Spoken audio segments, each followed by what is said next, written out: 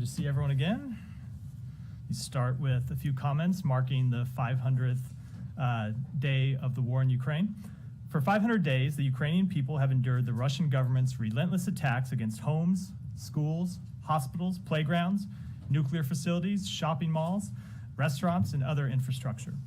Members of Russian forces and their proxies have committed international crimes, such as the unlawful transfer of Ukrainian civilians, including children, to Russia as part of its so-called filtration operations.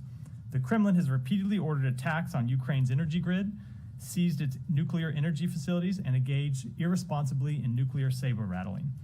By destroying arable land and preventing Ukraine from exporting agricultural products, Russia substantially worsened global food security. Moscow's strikes have hit thousands of schools and hundreds of hospitals and cultural sites.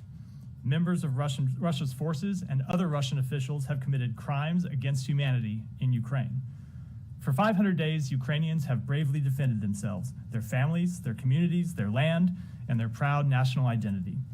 The international community has rallied around Ukraine in the face of Moscow's flagrant violations of the UN Charter and attempts to conquer its neighbor and redraw internationally recognized borders by force. Since day one of the Russian government's full-scale invasion of Ukraine, the United States has stepped up its help to Ukraine. We rallied the world to Ukraine's side and surged our security, economic, and humanitarian assistance to Ukraine. The United States, our allies and partners, imposed unprecedented sanctions, export controls, and other costs on the Russian government that are having severe and cumulative consequences, particularly on the Kremlin's ability to finance and prosecute its war effort. We demonstrated the concerted power of our alliance and partnerships by coordinating with NATO, the EU, the G7, and multilateral institutions such as the United Nations, the Organization for Security and Cooperation in Europe, and the International Atomic Energy Agency to stand up for Ukraine's sovereignty, territorial integrity, and independence, and to hold Russia to account. In the weeks and months ahead, the United States will continue to work with Ukraine, with our allies and partners, and with any and all stakeholders dedicated to supporting a just and lasting peace. We cannot cave to Russia's aggression or accept its brazen attempts to redraw borders by force. For 500 days, we have stood firmly united with Ukraine, and we will continue to do so for as long as it takes. Matt? Okay, thanks. I do have a question about the forced deportations, but it's a little bit off the grid, so I'll do it at the very end. On that. It was on what deportation? Well, the forced deportation. Yeah. The forced deportations and that being a crime. And I'm sure that other people will get back into Ukraine specifically in a second, but I just want to ask you, tangentially related to Ukraine, in terms of NATO expansion and the Turks. So it has not escaped anyone's notice that the Secretary has spoken 3 times in the last, 5 days? Correct. 5 or 6. Yeah. 5 or 6 days with the new Turkish foreign minister. The president's spoken with Erdogan. They're expected to meet in Vilnius, I don't know, in the next couple hours or so. And there's this new Turkish, I don't know if I would call it a demand, but the suggestion that if the EU would pave the way for Turkish accession to the EU, right, then they would be more willing, or would be willing to, agree to Sweden getting into NATO. I realize the U.S. is not a member of the EU. You have no desire to be a member of the EU. Victoria Nuland expressed her feelings about the EU quite specifically not so long ago. We're not a European country. Maybe it's kind of in the name, European Union. But there are plenty of countries in NATO that are not on the Atlantic. Fair. Okay? So I'm just wondering, do you guys have a position on it? Is this something that you guys are okay with, even though you don't have a decision in it? Or is it something that you just think is out of bounds, that the Turks are pulling out of their hats as a kind of a last minute thing? Yeah, let me say a few things. Number one, the United States has, for a number of years, supported Turkey's EU aspirations, and we continue to do so. That said, as you point out, it is not a decision for the United States. It is a decision for the European Union, and ultimately that's a matter between the European Union and Turkey. However, we do not believe that it should be an impediment to Sweden's accession to NATO. As you pointed out, the Secretary has talked 3 times in the last 5 or 6 days to the Foreign Minister of Turkey, Foreign Minister Fidan. Talked to him this morning. He talked to him on Saturday. He talked to him last Wednesday. The President talked to President Erdogan yesterday. We continue to press the case that Sweden has taken a number of steps to address the concerns that Turkey raised, and we believe that it is time for Turkey to support Sweden's NATO accession. So, in his conversations with the foreign minister, I won't ask you about the president's conversation with Erdogan, but has he made that point? He has made that point. And to put a really fine point on it, you're saying, yeah, we think you should be a member of the EU, but you shouldn't link your joining the EU to Sweden joining NATO. Is that correct? I won't get that specific. I will say that Well, you kind of did before, but so that's why I just want to make sure I understand what the U.S. position is. The U.S. position is very clear, as I just stated. Well, it's not that clear. I'm asking you to make it clear. Is it your position that it's all well and good and you support Turkey getting into the EU, but you don't think the Turks should link their joining the EU to their dropping of their objections? Correct. That is correct. We think that they are. Can you put that in like we think that they are separate issues, and we support Turkey's longtime aspirations to join the EU. But that is a separate question than the question about Sweden joining NATO. And we think it's time for Sweden to join NATO, and we hope Turkey will support them. And the Secretary has made that clear in his conversations with Foreign Minister Fidan. Go ahead. Thanks, Matt. To follow up on Matt's question, did the EU topic come up in his conversations with Fidan? Did they give a heads up that Erdogan was going to be raising this today? And then just on the F-16 issue, what is the Secretary able to say in terms of how much push has been given to Congress to approve those jets to Turkey if they are to approve Sweden's NATO accession? So I'm not going to speak with that level of specificity to either of those 2 issues, other than to say that all of the issues that Turkey raises publicly with us, you can, I think, fully expect and understand that they raise those issues privately with us, and all the things that we have said publicly about the need for them to support and our hope that they will support Sweden's accession, we say privately to them. We also say privately to them what we have said publicly, which is we have supported the provision of F-16s to Turkey for some time. We've made that clear publicly that we support it, but that there are a number of members of Congress who, as much as we don't believe the issue should be linked with NATO accession, there are members of Congress who believe that it is. And so we always make that clear privately and publicly that is an issue that a number of members of Congress have raised. And in terms of what else the U.S. can do to try to grease the wheel for Sweden's accession before or right after Vilnius, like what is that position like? Are you warning of any consequences if they continue to place obstacles in front of this? I won't get into the private conversations, but we are making very clear that it's something we believe should happen in short order. Follow up on this. Yeah. Thanks so much. General public learned about this new Turkey's demand today, this morning. Based on your response, this did not come to your surprise, right? Because Secretary spoke with Turkish counterpart yesterday. So you were not surprised by this new demand. I will say what I said to Matt, what I said to Jennifer, which is the same issues that they raise publicly, they often raise with us privately as well. But when for the first time you guys have learned about it? I'm not going to speak to that. This new demand, how much does it complicate your efforts to line up all the ducks in the same row? I won't make any predictions. I will just continue to state our position, which we think that at the beginning of this process, Turkey raised a number of concerns that it had with respect to Sweden. Sweden took steps to address those concerns. Sweden changed its constitution. It passed a new law. It's arrested terrorism suspects. It's prosecuting them. And we believe those concerns have been sufficient to address the concern. I'm sorry, those actions have been sufficient to address the concerns that Turkey professed. And so now we believe it's time to move to full accession for Sweden in very short order. Now, in terms of any predictions about how or when that might happen, we think it will happen, but I don't want to make any exact predictions about when it will come, other than that we believe it ought to happen in the very near future. Follow up? Yeah, go ahead. Thank you very much. I'd like to take a look at it from a different perspective, because your colleagues Ned Price and Vedant Patel, and now you've been telling me, because there have been so many different instances, like the first burning of the Quran, PKK protests, day in and day out I was here asking questions about them. And 7 months ago, your colleagues were telling me that Sweden was ready to join NATO, even before those steps have been taken. So that created some kind of distrust amongst Turks, because you were literally talking about something that hasn't happened yet.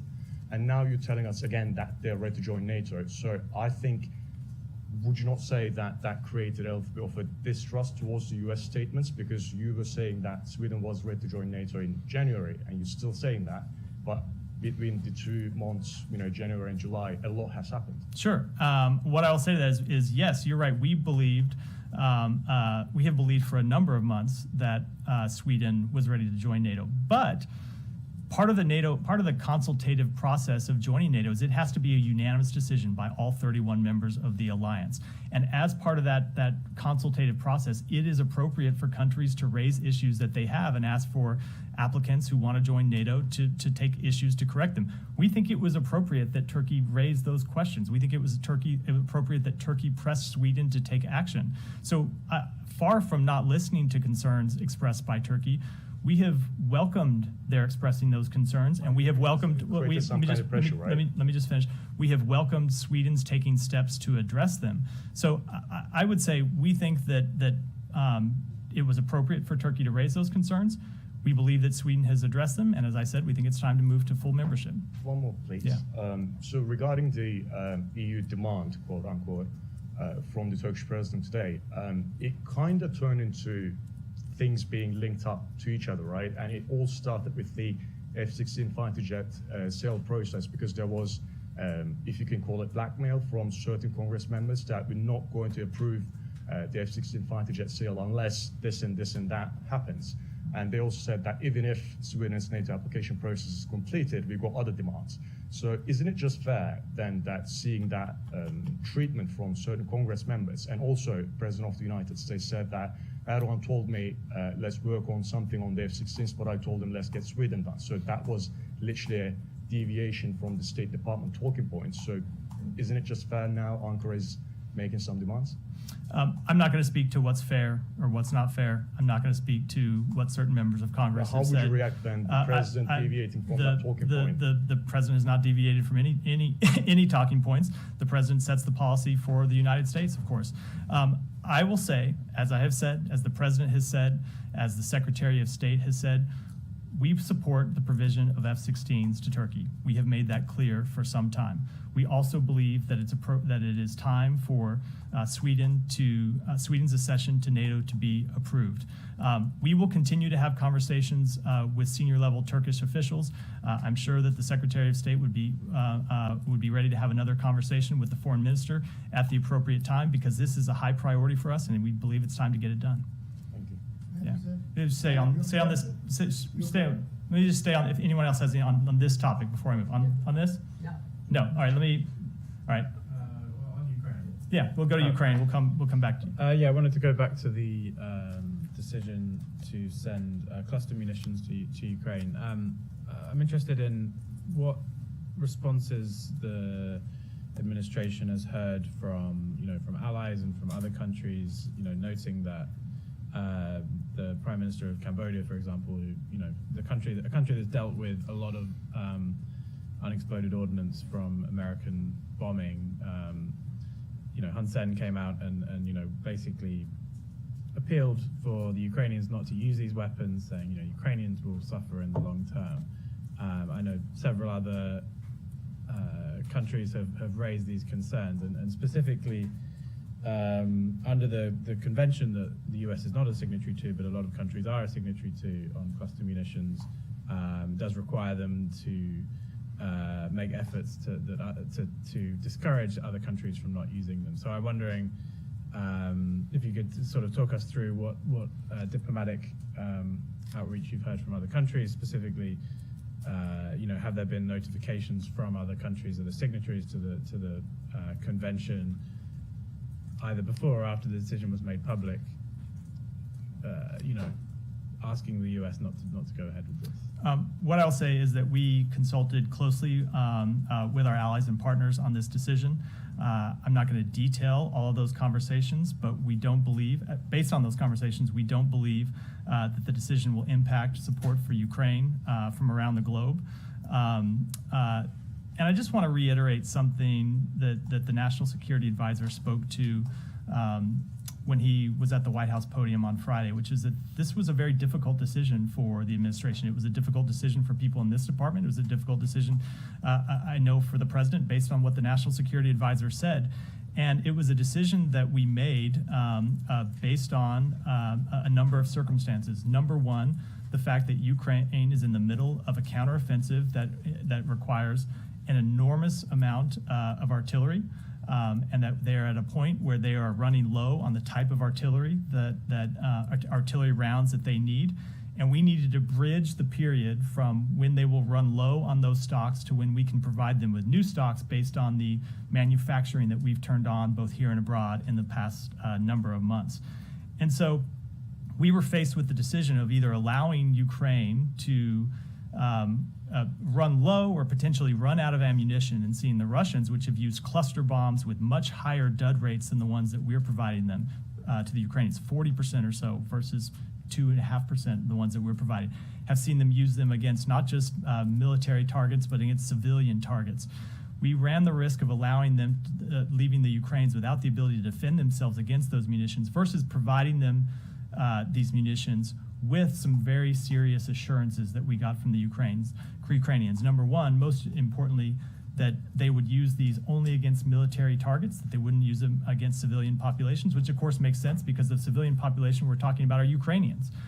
And number two, that they would conduct extensive demining operations at the conclusion of these hostilities, something that we will support them in.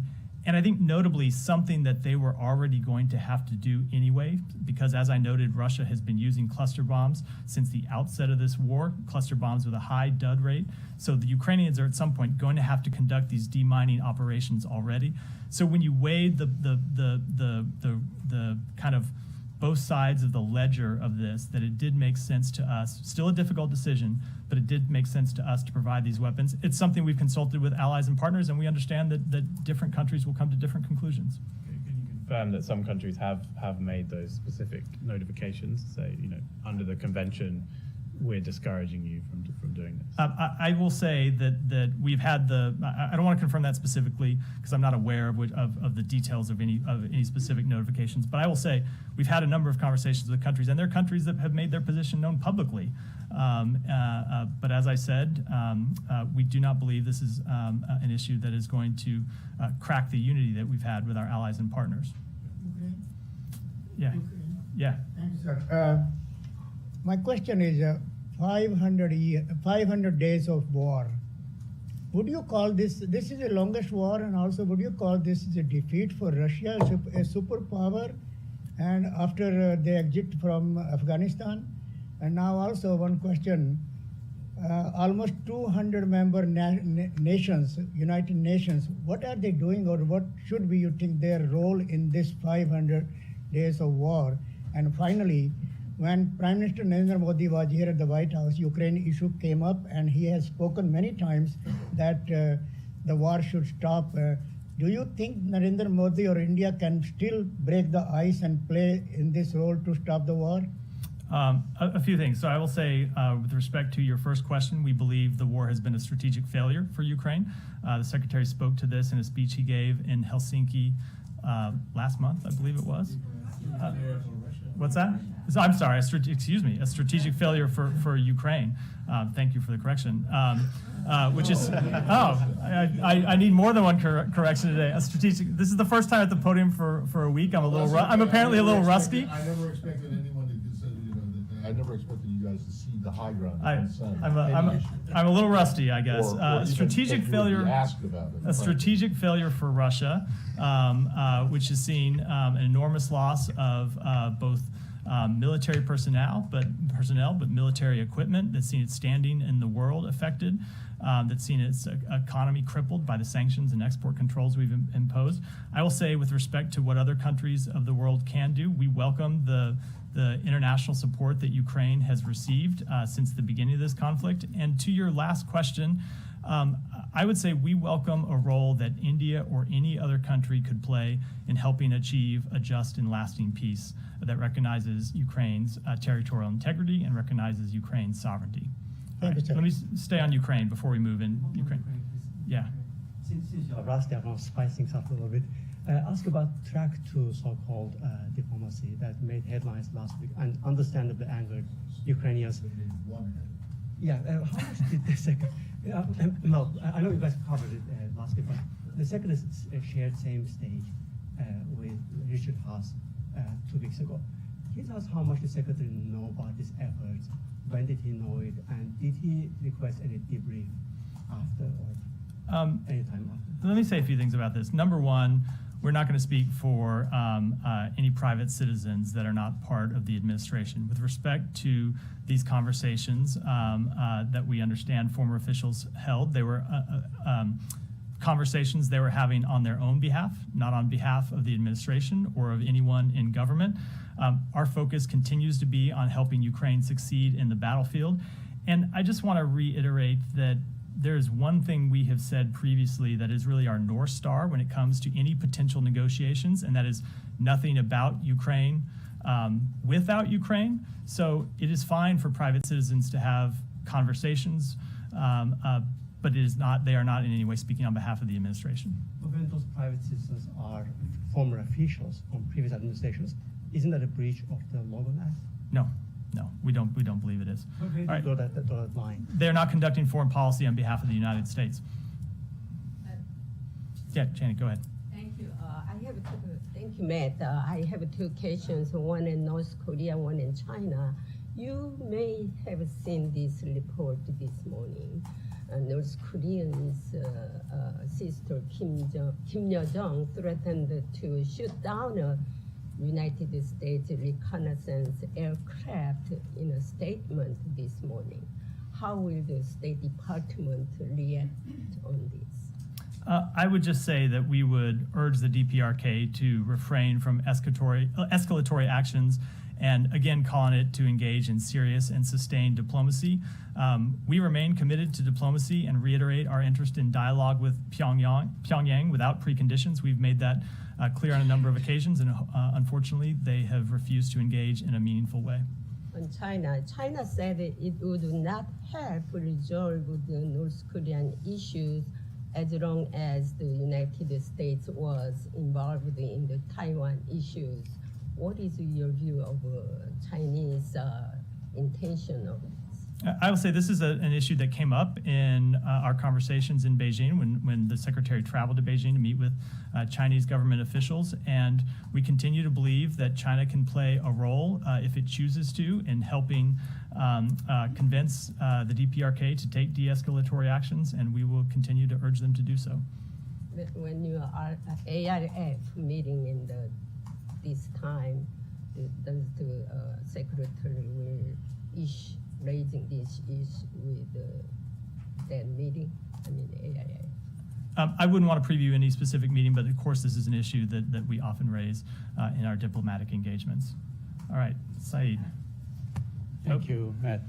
I have a couple of questions on Janine, but since you mentioned a milestone of 500 days, I want to ask you, do you know how many days has it been since the Palestinians have been occupied by Israel? I do not. Well, not including today, 20,475, not including today, facing a very brutal occupation. Unlike the Ukrainians, the Palestinians are not afforded the right to self-defense. Facing against Apache helicopter, American-supplied weapons, and so on, kids throwing stones at these weapons that you supply so generously to Israel, and so on. Do you believe that the Palestinian people in Geneva have a right to defend themselves? Let me just say, first of all, with respect to the comparison to Ukraine, The United States does not believe these two situations are comparable. I'm not going to litigate all the differences here at the podium, but in no way do we believe there's a comparison to be drawn here. Let me speak about. Let me speak about Jenin. Are the Palestinians occupied or not? Have they been at least, as you have acknowledged, been occupied since 1967, June 5, which makes it 20,475 We have said that days. in the past, and our position has not changed. So how is it not compared? It is not in any way related to Ukraine.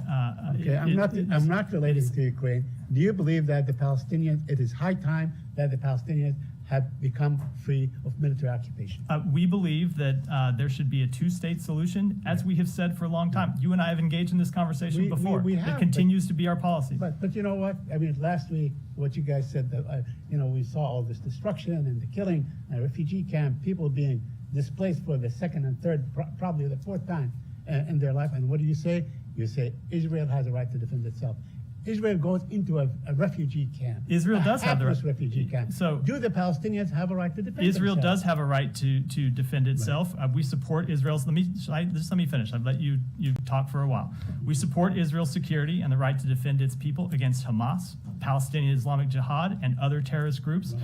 At the same time, it is imperative to take all possible steps to protect civilians from harm and facilitate humanitarian and reconstruction supplies for the benefit of the people of Jenin, like restoring electricity and water services. Mm-hmm. So would the United States wish to step in and to protect the Palestinians? Do you believe that the Palestinian people, the civilians, need protection? We believe that Israelis and Palestinians alike deserve to live with equal measures of dignity, prosperity. It is why we are such fervent advocates of the two-state solution and continue to be so.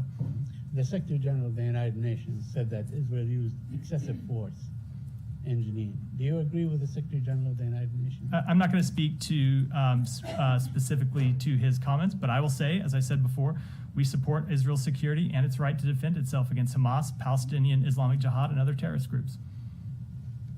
Shell.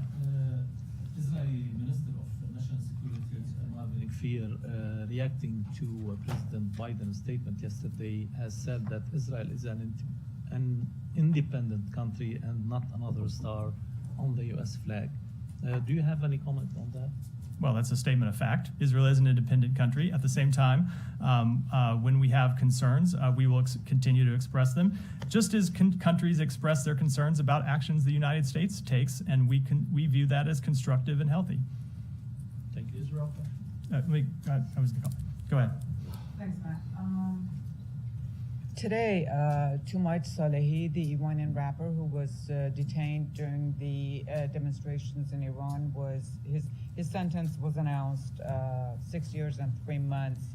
His political sponsor in the EU Parliament has said that she would like to see him and talk to him. What would the United States like to see in this regard?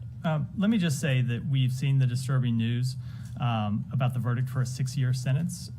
We continue to monitor his condition. He has been consistently denied access to legal representation. His trial was held behind closed doors following reports in April he was in urgent need of medical attention after he was tortured while in detention. The regime's harsh treatment in this matter is deeply troubling and must be brought to an end. And we would call on the Iranian authorities to release him and all political prisoners.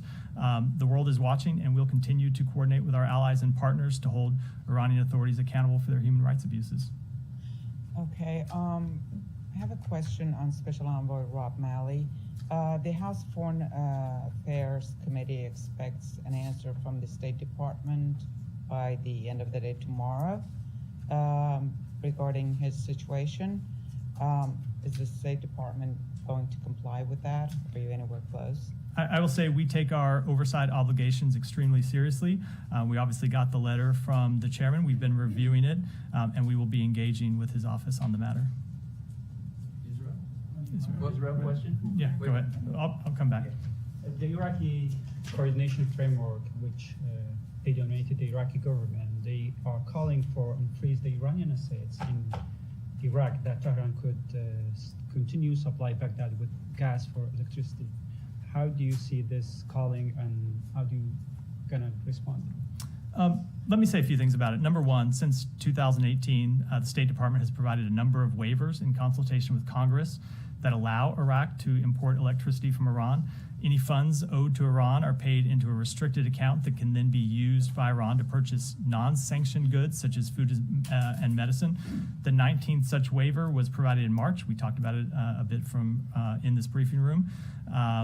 And we're not in a position to preview any future decisions about whether to renew the waiver. But beyond that, I want to speak to the underlying issue, which is that the United States strongly supports Iraq's path to energy autonomy and are working closely with our Iraqi partners to see that goal achieved.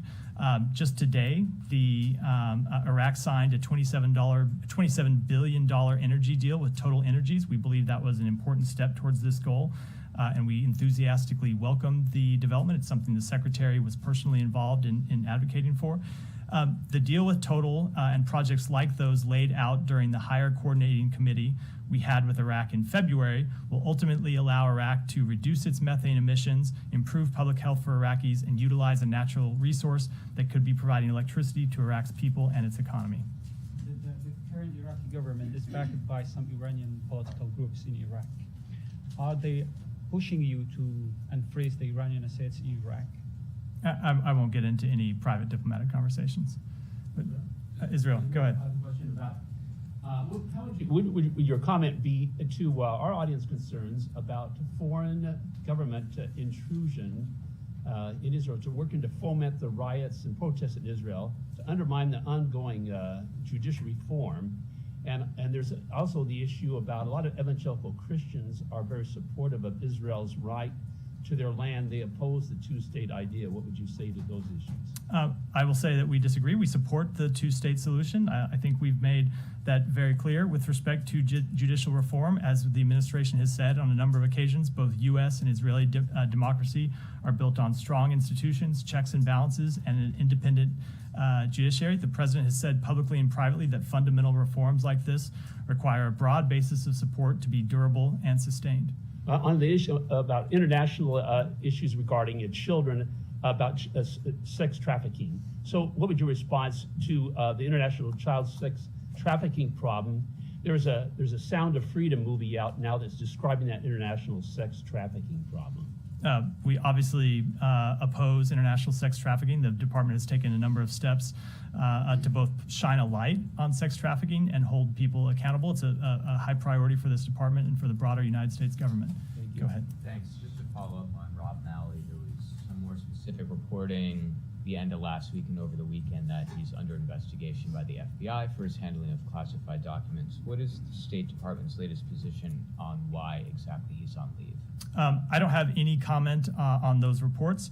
As we've said, Rob Malley is on leave, and Abram Paley is leading the department's work in this area. And I will just say, in addition to not commenting on any reports of investigation, I'm really limited about what more I can say about what is a personnel matter due to privacy considerations. Yeah. Yeah, we haven't spoken about Sudan in a while at this podium. I was thinking, the UN has said that Sudan is on verge of a full-scale civil war. That was yesterday. And then today there are talks in Ethiopia. The Sudan army said that they would not participate in those talks. How do you assess the situation right now? What more can you do or not do? More sanctions or what have you? I know you never preview sanctions, but where are you at? I will say that the situation in Sudan continues to be extremely troubling. With respect to the talks that you referred to, Assistant Secretary of State for African Affairs Molly Fee is in Addis Ababa today and tomorrow to engage with African leaders, including senior representatives of governments in the region, and the African Union Commission, the Intergovernmental Authority on Development. And she is also meeting with Sudanese civilians committed to ending the conflict and restoring democratic governance in Sudan. I will just say that this meeting continues to send the message we have been sending to the two warring parties from the beginning, that the world is watching. The United States and our regional partners are unified in calling for the parties to immediately end the fighting and for the SAF and RSF to return to the barracks to adhere to their obligations under international humanitarian law and respect human rights. There is no military solution to this conflict, so we will continue to do two things. One, engage in diplomatic efforts like the ones we are engaging now, and two, impose measures that hold the parties accountable if and when it's appropriate. You're right, I can't speak to those.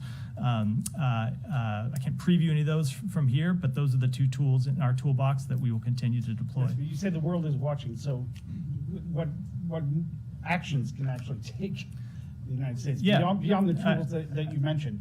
Are you at a position right now where you are, by frustration or what have you, or wanting to put more pressure at a stage where you are going to, strengthen measures against Sudan without calling them necessarily sanctions, or are you still in this process of engaging with diplomacy?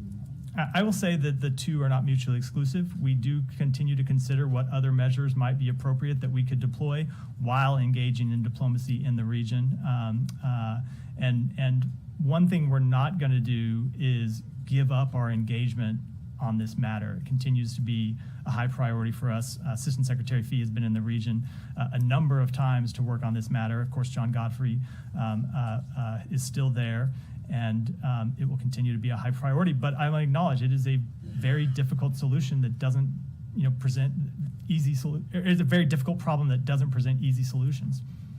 Sudan. Yeah. So if SAF and RSF are not part of these discussions in Ethiopia, what impact can they realistically make on this conflict? Well, we think it's important to engage a number of parties in the region, governments in the region, especially those who have their own relationships with the two warring parties. And it's also important for us to engage not just with those governments, but with civilian authorities and civilian representatives in Sudan to make clear that we don't believe that there is a military solution to this conflict, and we believe there should ultimately be a transition to democracy. But I take your point. We have engaged with both of the factions since day one. And the point that we're at now is we've seen both factions continually agree to ceasefires and then either violate those ceasefires or refuse to extend them when the ceasefires have expired. So we will continue to send the message to them that we don't believe that there is a military solution. We're going to engage with our partners in the region, and we're going to continue to consider measures with which we can hold either party accountable. And how are the civilian representatives who are part of this, how are they chosen, or which civilians are involved? I can't speak to that with any detail other than it's Sudanese civilians committed to ending the conflict and restoring democratic governance in Sudan. There are a number of advocacy groups in Sudan that have been prominent over the last number of years. There are representatives from those groups and others. Okay. Yeah, go ahead.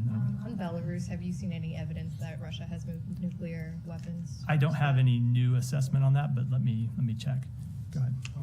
On Ukraine, you just said that Russia has used cluster munitions in conflict with Ukraine. Has Ukraine used cluster munitions, and what is the dud rate of Ukrainian cluster munitions? I don't have any assessment on that. I will say the dud rate of the munitions that Russia has used, again, not just against military targets, but against civilian targets, has a dud rate by our estimation of somewhere around 40 to 50%.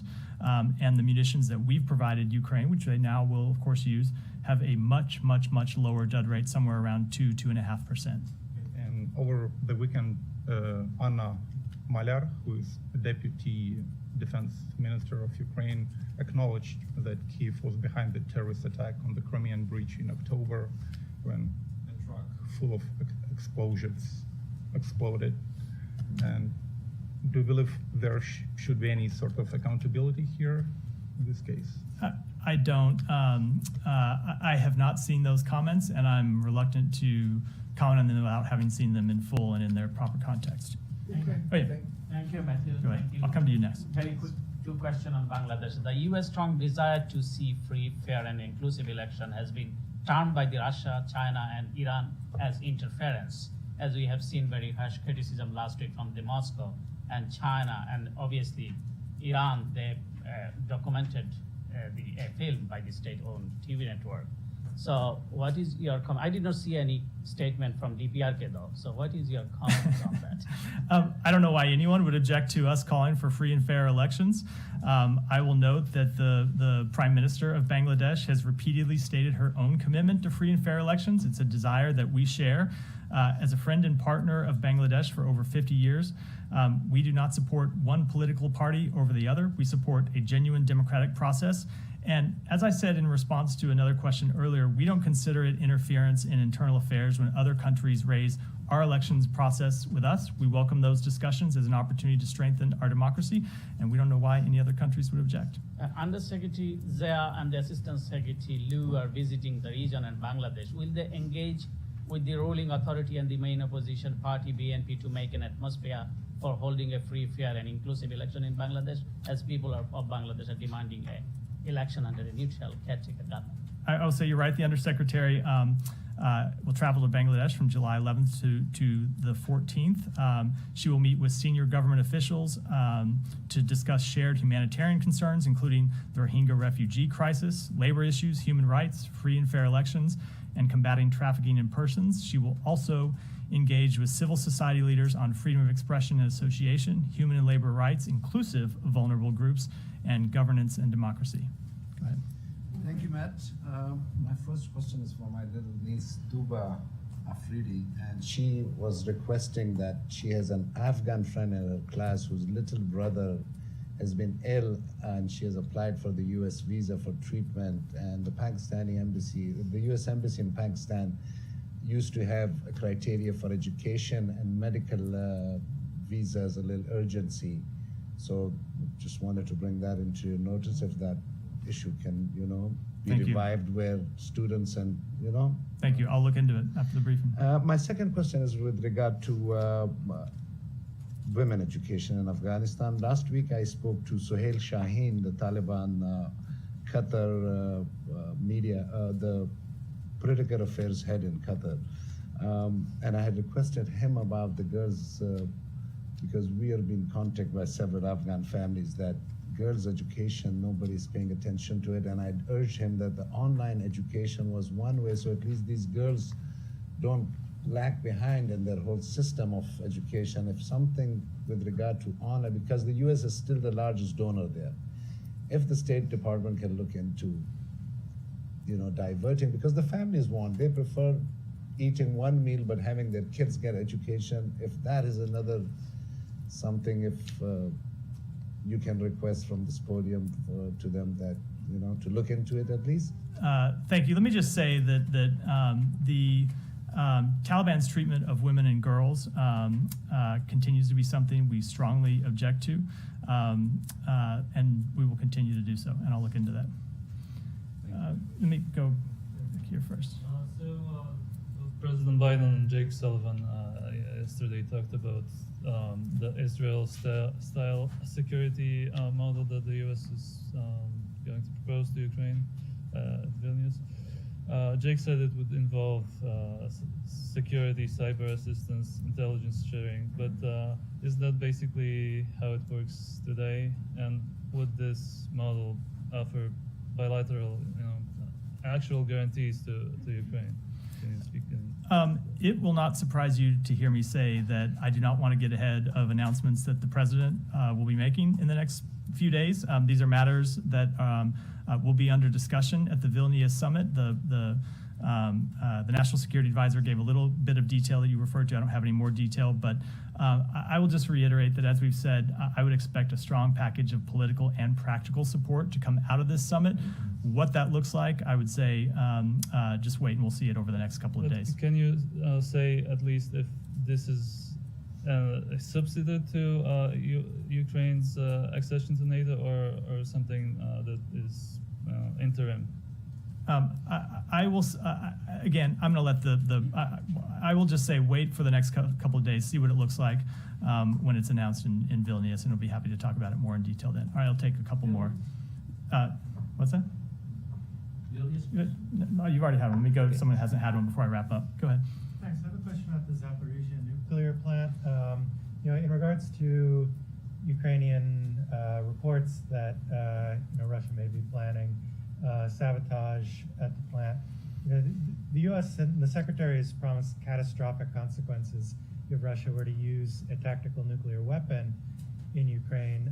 Would you consider sort of deliberate sabotage of a nuclear plant to be basically equivalent to that with similar consequences? Let me say a few things about it. One, we're aware of the comments that President Zelensky made, and we continue to monitor conditions at the plant. We believe that the International Atomic Energy Agency should have full access to all portions of the plant. Russia should facilitate this on-site access. We've said that for a number of times. And I would just say, in direct response to your question, that Russia's leadership should think long and hard about whether they want to risk causing a nuclear catastrophe, because if that happens, the international community will absolutely hold Russia to account. All right, one more. Alex, you want very quick questions.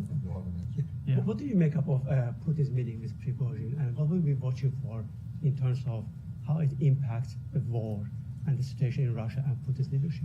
Well, I'm not going to pretend I have a degree in advanced criminology studies here and comment on what You were the spokesman for the Justice Department. Yeah, that's different than advanced criminology studies and deciding who's up and who's down and what that means. What was the second part of your question? Its impact to the Ukrainian war. I again think that how the entire Prigozhin episode shakes out still remains to be seen. That was a new development, and I suspect there will continue to be new developments. But I will just say, with respect to the reports, obviously that Yevgeny Prigozhin and Vladimir Putin were at odds with each other. And now we see them meeting with them. It reiterates something that I said from this podium the day after those events happened, which is there are no heroes in this struggle between the two of them. These are both people who have committed atrocities or ordered the commission of atrocities in Ukraine. And Matt, my second question, my second topic sorry. I think they are in cahoots with one another. I'm not going to play criminologist on this. Matt, My you second want topic, Matt, Oh. if you don't mind, on Army Azerbaijan, the Secretary called Arlington meeting successful. What should Azerbaijan's and Armenians be looking for in the days, months ahead to understand that it was successful? I think another sign would be the continuation of talks, which we continue to support. We continue to believe an agreement is possible, and we look forward to further talks in the coming months. Continuation, including in Washington. I'm not going to say any more than that, Matt. I don't expect you're going to have an answer to this, but I would appreciate it if you could look into it, particularly with Elle. And given the fact that the Secretary and the President were just in London, and that you opened the briefing with this the statement about Ukraine and forced deportations. I'm just wondering if the British Indian Ocean Territory issue has come up at all with and the expulsion, the forced expulsion by the British of islanders from the Chagos archipelago. If that comes up at all in any of these discussions. I know that Cleverly said late last year that the Brits and Mauritius would be entering into another round of discussion about this. But for decades now, this has been an issue. These people were forcibly expelled. Everyone admits that. And you say that it's a war crime in Ukraine, and I'm just wondering, this was 1970s. Does this issue come up at all with the U.S., or are we getting now, or am I just bringing up something that you think is equivalent to the Falklands? I will have to take it back. I'm just not sure. All right, thank you, everyone.